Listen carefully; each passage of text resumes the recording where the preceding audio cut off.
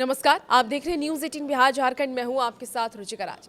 महाराष्ट्र की राजनीति से इस वक्त की सबसे बड़ी खबर सामने आ रही है।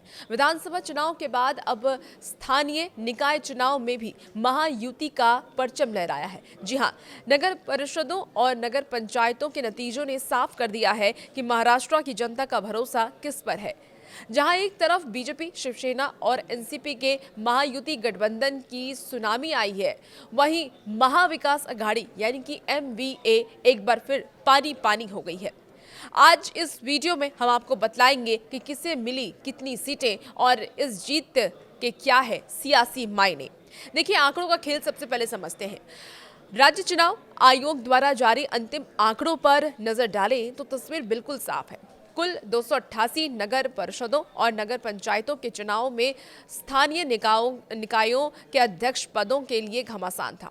महायुति, जिसमें कि बीजेपी, शिवसेना और एनसीपी शामिल है, इन तीनों ने रिकॉर्ड तोड़ प्रदर्शन करते हुए 207 सीटों पर कब्जा जमाया है। वहीं महाविकास अघाड़ी की अगर बात करें यानी एमवीए की बात करें, जिसमें कि कांग्रेस, उद्धव गुट और शरद पवार गुट शामिल है, महज 44 सीटों पर ही सिमट कर रह गई। अन्य के खाते में बाकी सीटें गई हैं। ये आंकड़े ये बताते हैं कि महायुति ने विपक्ष को न केवल हराया बल्कि पूरी तरीके से बैकफुट पर ढकेल दिया है। अब हार जीत के कारण की वजह आखिर क्या है और आने वाले वक्त में इसका असर क्या होगा, चलिए वो भी समझते हैं।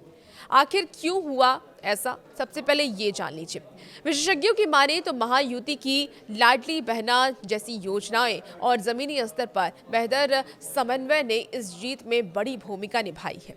इस जीत से ये साबित हो गया है कि महायुति की पकड़ अब गांव और कस्बों के हर घर तक पहुंच चुकी है। विधानसभा के बाद निकाय चुनाव में ये हार विपक्ष के मनोबल को पूरी तरीके से तोड़ सकती है। इन नतीजों का सीधा असर आने वाले आगामी चुनाव और राज्य की भविष्य की राजनीति पर पड़ता हुआ नजर आ रहा है। अब देखिए, निकाय चुनावों के इन नतीजों ने विपक्षी खेमे में खलबली भी मचा दी है। महायुति जहां जश्न मना रही है, वहीं एमवीए के भीतर अब आत्म मंथन का दौर शुरू हो चुका है। आपको क्या लगता है, क्या महाराष्ट्र में अब विपक्ष की वापसी मुमकिन है? कमेंट बॉक्स में जरूर बताइएगा और वैसे वीडियोस के लिए आप बने रहिए न्यूज़ 18 बिहार झारखंड के साथ।